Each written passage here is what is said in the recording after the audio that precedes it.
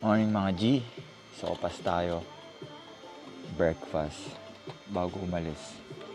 Last day na namin dito sa Pardy Lake. Mamaya magliligpit na kami din. Babache na. Kain lang din. Bounce na. Let's go.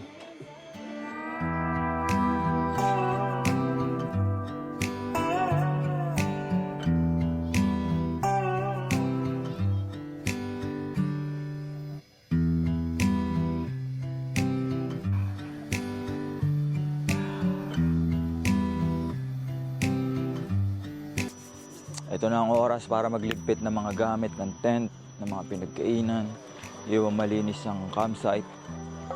Yeah, pisa na natin to. Let's go!